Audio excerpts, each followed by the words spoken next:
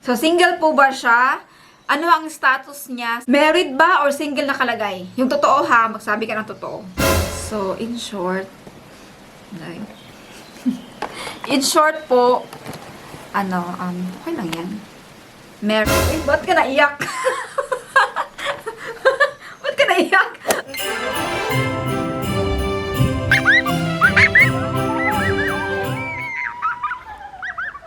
Ay po, nasira po yung aking camera. Kaya dumiritso po tayo dito sa city. Ay, hindi naman yung buong camera, kundi lens lang. Kaya yung ginagamit ko ngayon is cellphone. Napakainit po ngayon, kaya grabe. Kailangan natin ng cap at saka sunglass. Dahil we are sensitive, no? Dahil meron nga tayong migraine. Naglalakad ako ngayon patungo sa Media Markt. Ano po siya, store siya ng mga gadgets. So maghanap tayo ng lens kasi mas mura yung lens, nasa 100 euro lang. Kaysa magbili ka ng buong camera, minimum of 1,000 euro. Grabe, ang tagal na po nung, alam niyo yung Canon G7X Mark II. Diba ilang years na yun? Simula lang start tayo ng ating vlog. Yun na yung ginagamit ko. So ilang taon na po yun. Akala ko, habang tumatagal is maglo-low yung kanyang price. Ngayon, mas nagmahal pala siya kasi maganda ka talaga siya ng camera. Although, kailangan mo talaga siyang ingatan kasi yung lens niya is naka-attach na ba sa camera. Kaya kailangan mong ingatan kapag meron kang Canon G7X. Pero yung camera na ginagamit ko, dahil both camera ko nasira, dalawang Canon G7X yung nasira sa akin, nakakabili ko lang last year. Ang ginamit ko is Canon M50. Ngayon, nahulog ulit. Nahulog yung lens. Yung lens lang naman. Kaya andito na tayo ngayon sa Media Markt. Andito na po tayo ngayon sa Media Markt. Pero parang iniba nila yung setup nila. Kasi dito naman yung mga camera dati pero nawala na siya. Saan tayo papunta kaya? Ay, doon, oh. Matagal na kasi hindi na ako nakapunta dito. Ayun pala. Ay, wala pa din. Ayun, ayun.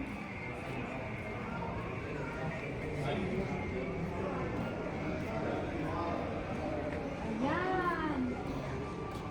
Ito yung camera ko. Ay, ano siya, oh. Bago.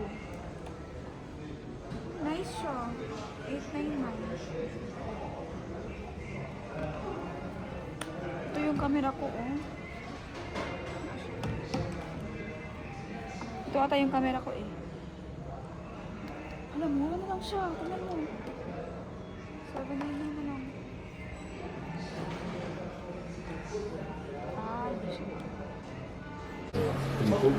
Hi! Ayan. Nakabili na po tayo ngayon ng lens. At wala pong available doon sa Media Markt. Kaya dito po tayo sa old, matagal na vintage na camera laden or camera shop. Uy, parang okay siya ay. Oh, maganda yung lens na to. This is gebraucht or used. Kasi sabi niya, wala na po daw binibenta na bago na lens na ito. Kasi yung camera natin, M50, medyo luma na siya. Pero maganda pa rin. Yan yung mga binibenta nila. Ang dami, oh. Yan, puro po camera ito. Ayun to sa akin. Di pag yumaman tayo, ito yung gusto kong bilhin na camera din. Wala. Pag-ayaman, bibili daw siya. Ito? Oo. Ano yan? Leica? 10,000 euro yan. Oh my God. Mahal naman. Kailan pa tayo iyaman? Mayaman naman tayo. Next year. Sa pagmamahal. Ayan na, sa wakas. Meron akong camera. Uy, maganda siya. Tingnan mo. May autofocus din siya. Ha? Hindi sa ano man yan sa ito oh, ginamit ko. Normal lang. Pero maganda siya oh. Di ba? Para siyang bago lang Ang ganda din. din niya, di ba? So, maganda yung camera. Mas maganda yung model. Anong kayo nalabasan? Magandang So, yan. video, magandang vlogs. Diyan ako nakabili oh. Ano lang po siya, gilid lang po dito sa City Hall. Ibigay mo yung pangalan niya, Lee. Photobrel. Photobrel. Dito po sa Bon. Ito po yung authorized service center ng Sony, Canon, tsaka Fujifilm sa mga nandito sa Bonn, Germany. So, for your information, kung gusto niyo magpa-repair ng mga cameras, dito po kayo pupunta. But, ang process is 1 month bago kayo makakuha ng quotation kasi ipapadala pa yan sa it's either Portugal or Poland mga warehouses. So, ito po yung mga street food. Parang gusto kong uminom ng super lamig. ayan guys, masaya na yung bata nakabili na siya ng lens. Actually, meron akong lens. Pero, ang laki kasi niya. Yung ating camera kasi, meron po siyang libre na 4 na lens. Ang naiwan sa atin mga malalaki, 50mm. So, dapat malayo ka, hindi tayo makapag-vlog. Ito gamitin natin kasi yung makikita nyo dito. Ilaw. Masaya yung bata guys, napa-Starbucks pa. Hindi grabe kasi kainit. Meron silang bago dito. Gusto ko sana i-try yung coconut matcha. Pero sabi nila exclusive lang daw. And next week daw nila i-publish. Exclusive for the customer only. May app. So ang kinuha natin is strawberry. Ayan, nandito na po yung order natin. We have frozen mango dragon fruit pala. Dragon fruit and strawberry acai. So, i-try po natin yung dalawa. Nawala na yung ube nila. Ha? Ube. Nawala. Hindi baka yung yung mga bagong menu lang yung nandyan eh. Ay, mali. Ganyan pala. Oh, nice.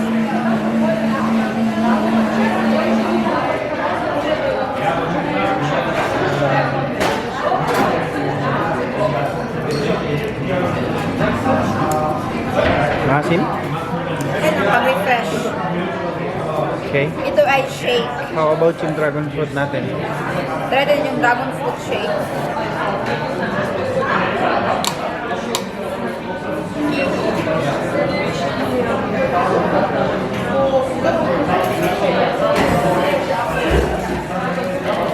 Mas masarap siya. Pero ito ay shake, ito naman ay drinks. So, inumin.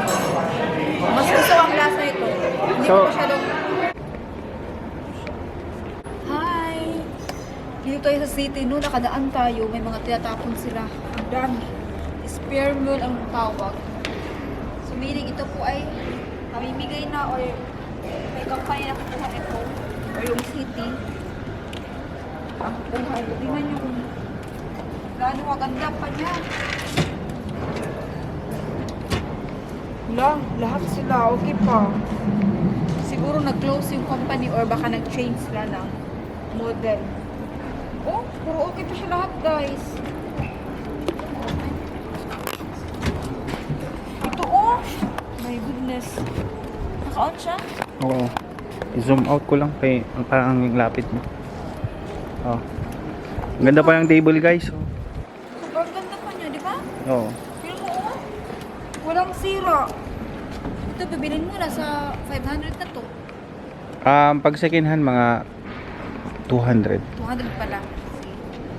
Na-OA na ba ako?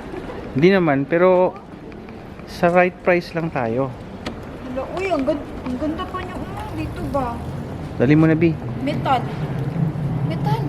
Paano dalhin? Disassemble. Balikan. Sasakyan. Mag-license na tayo. Ito din po. Sus. Kung kaya natin magdala ito, dalhin natin ba? No?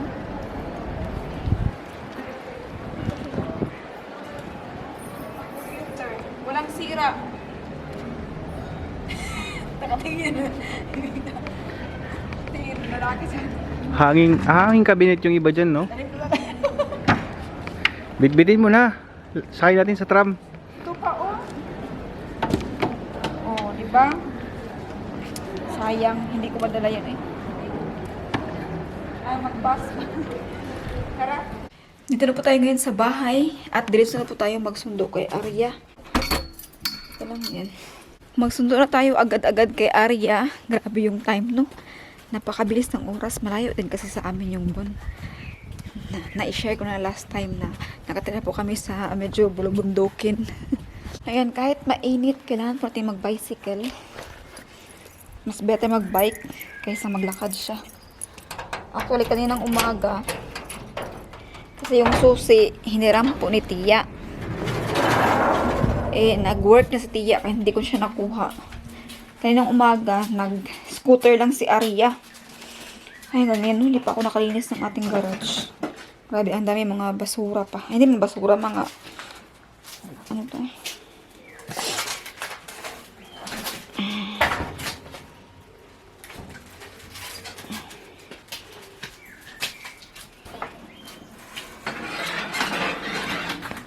Ano ba yan? Ito.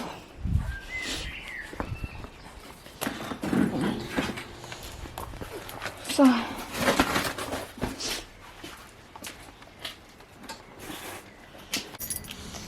ayan, magbabike lang po tayo sa kay Arya. Nakuha na po natin si Arya. Okay. Grabe kainit. Hello, first hey. Hi. Grabe po kainit, guys. Oy. Sus, pantayang mamimelt. Pero kung malamig naman, sobrang lamig. Mainit na mainit. Hi! Tayo po ay lumabas. Hello. Lumabas po tayo ulit. Kay, nag-craving po kami ng pansit. Tapos, shrimp na buttered garlic shrimp. Andito po tayo ulit sa labas. Grabe, kasakit sa init. Ang ganda-ganda po kasi ng rose. Tingnan mo, bulaklak dyan. O, ano nangyari? Kasama ko po si Arya. Siya po ay nag-drive na kanyang bicycle. Pero may problema yung kanyang bike. Bato eh. Wala kasi akong tourist dito. Cannot ride it because this. Oh? Up. I cannot ride it to go up because. Yana, should I help? And the side or this side. Or should we left this at home? Then which one should I bring? We need to buy new bike. It is so small for you. So small. Hi guys! It's super hot here in Germany. Ayo. Ayo! May adlaw. Grabe po kainit. Whew. And dahil po sa super init, we are craving for halo-halo. And ube ice cream. Yes. Uy. It's her favorite ube ice cream. So Yeah. we are now going to To Tia's work, but Tia's no more working there. yeah, former work of Tia. Workplace. So we are now going to Ube de Oro. Ora me conhecia, hein?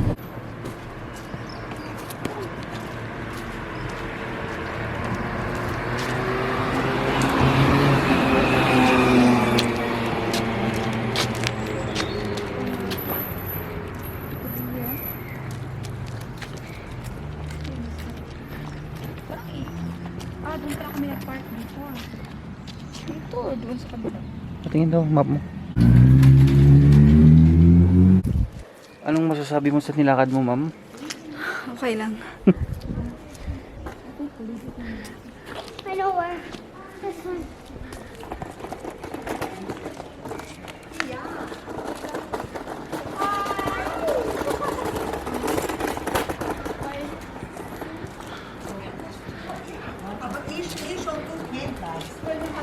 Hi, my Shante! Together, she by Philip. Ang yaman. Businesswoman? Okay. Okay. Yeah, danke. Who's that? Sabi niya, Who's that, Mama? my kolega, my katrabaho co-worker in Sara. You know, she's so sweet, so friendly. Anyways, lahat naman nakatrabaho ko ay puro sila mababait sa akin. They are treating me like the Ading kasi maliit ka. youngest sister. Kaya ang tawag nila sa akin Steffi instead of Stephanie. Steffi. Yeah. Kasi ako, pinakamaliit. Pag Decline. cashier, yung cashier, andito sa akin yung upuan, table. Kaya kailangan ko pag ganyan. Kaya lahat ng kolegi ko talagang mababait. Sobrang cute, sweet, sa akin friendly. Kaya ngayon ay dito na po tayo malapit na sa Ube de Oro Cafe. Ang restaurant There it Filipino is. restaurant. There. Yeah. Actually, dalawa na yung restaurant. Filipino restaurant think ngayon it's sa Bon. Doon sa Goodisberg, yung Jackie's. And ngayon naman ay... Hi!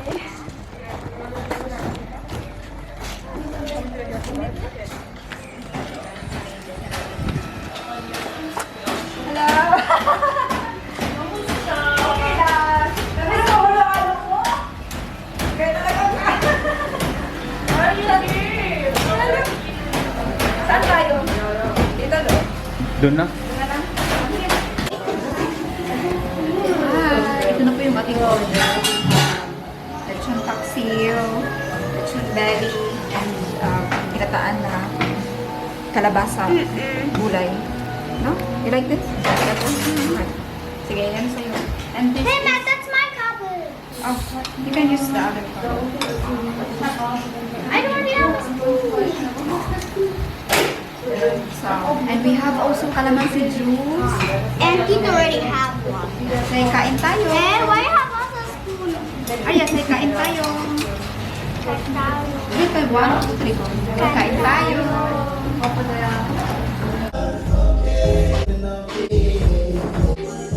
Dito na po tayo ngayon sa bahay. Sayang, kahit hindi na videohan kung saan nagkain tayo ng halo-halo. Naputol po yung ating video dahil wala na po tayong battery na lubat. At andito na po tayo ngayon sa bahay. Nagbabasa po ako ng comment at maraming nagtatanong about sa ating cameraman. Madami pong curious about sa cameraman natin. Ay, naglilinis pala siya ngayon sa labas. Tinutulungan niya tayo kasi summer na, kaya dito na po tayo naghang. Yan, ang mga damit natin. Ayan na yung mga damit dyan. Oh, nakahang na siya. So, ngayon, ang tanong po ng nakakarami ay kung... Ha? Huy! Oo, naliligo. Pagod na pagod siya.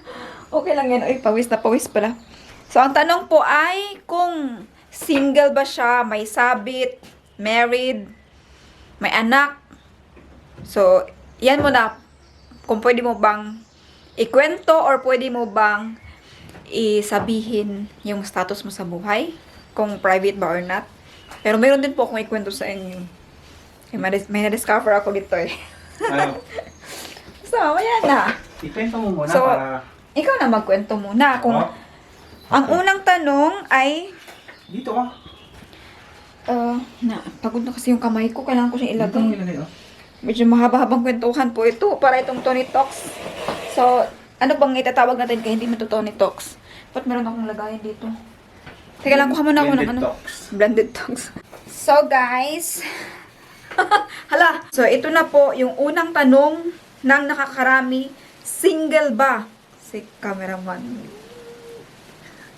Ito po yung na-discover ko. Medyo sad, ano.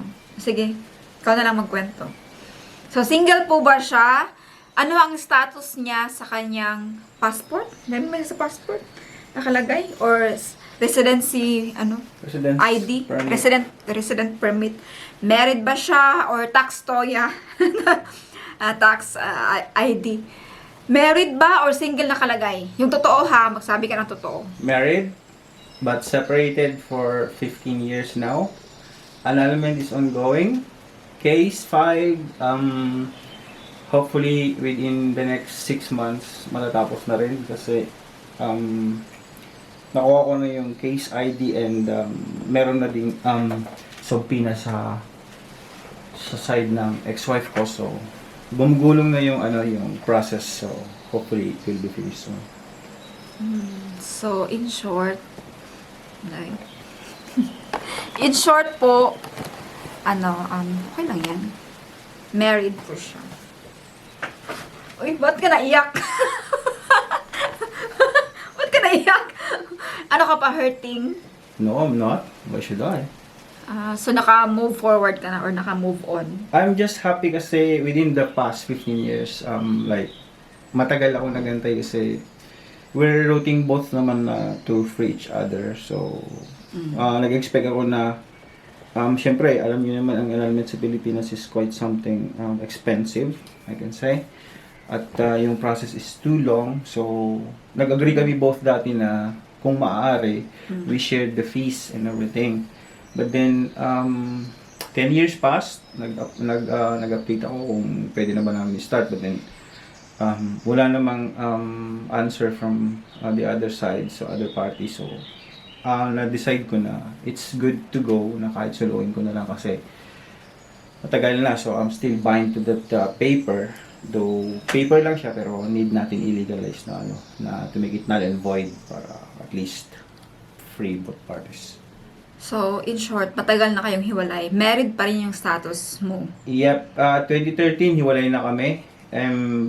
Bago ako mag-Saudi, that was 2013 May, kakalabuan na kami, and we've decided to end the relationship August 2013.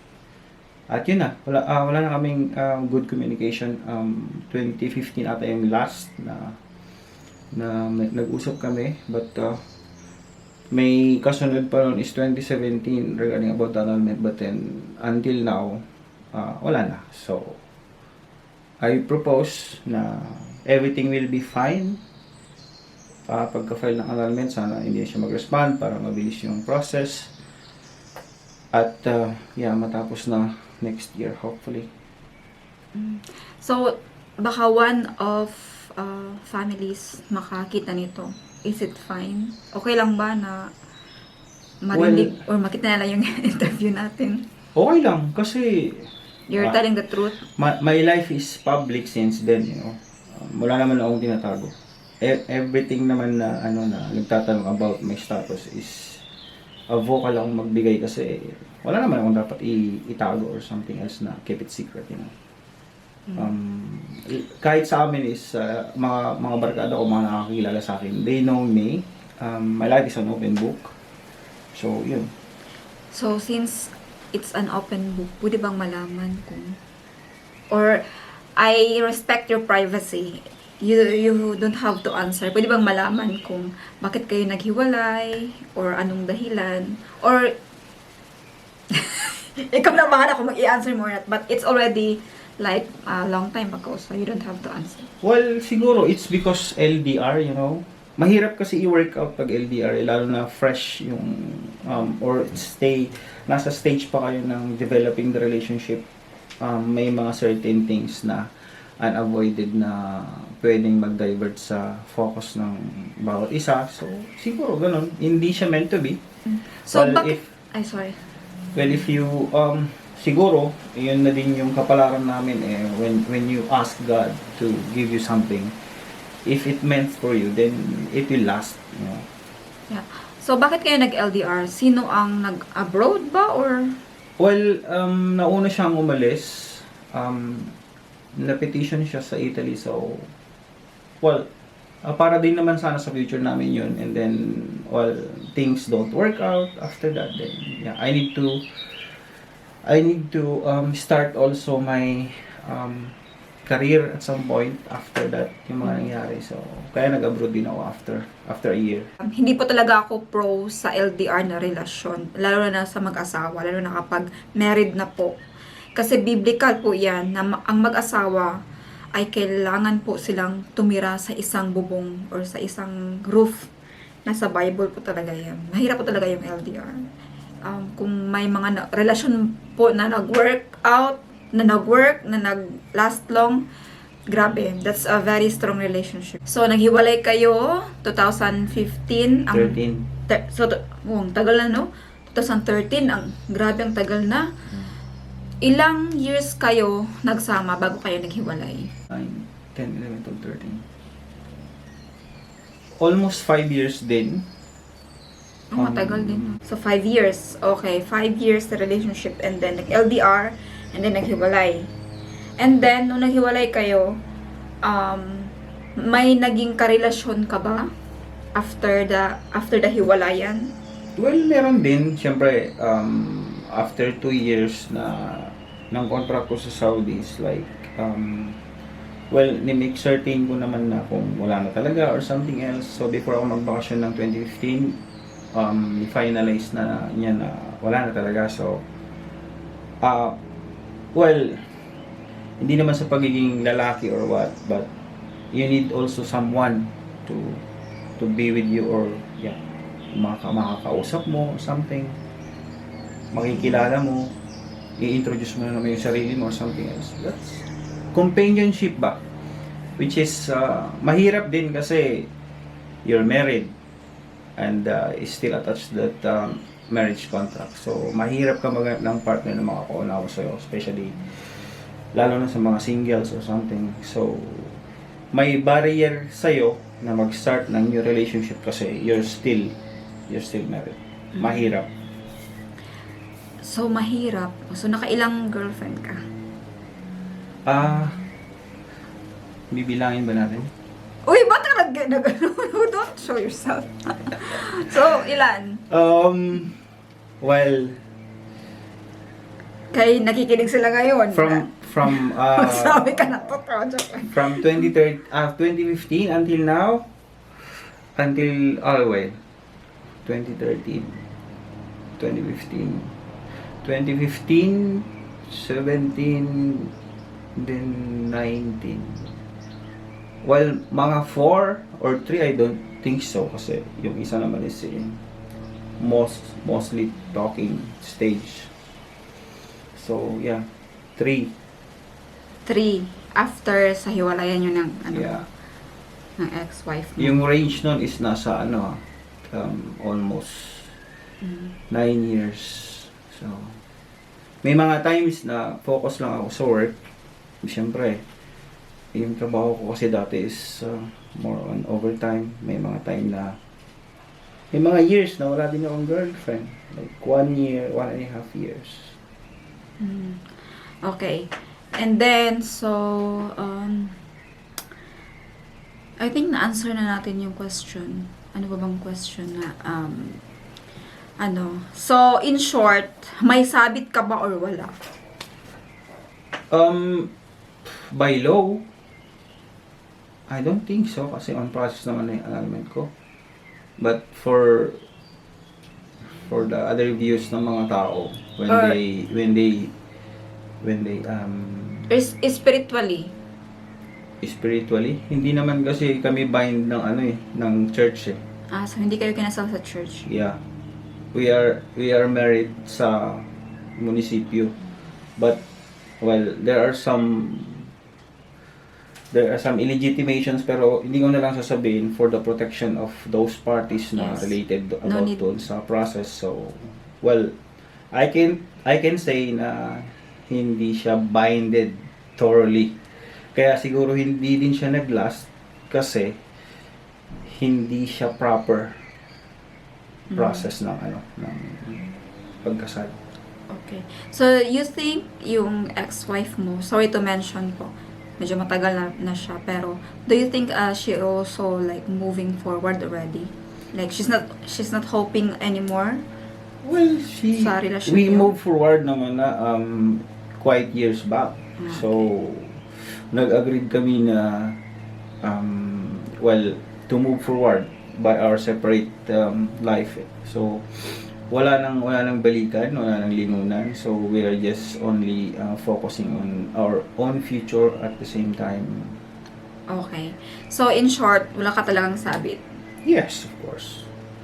Okay. So, Ang sabit lang is yung paper. But the paper will be null and void within the next year or 2 years, let's say. So, I'll be clear after that. kailan ka is it okay to ask? Kailan ka nag-file ng annulment? Yeah, sure. Yeah, okay. Then when?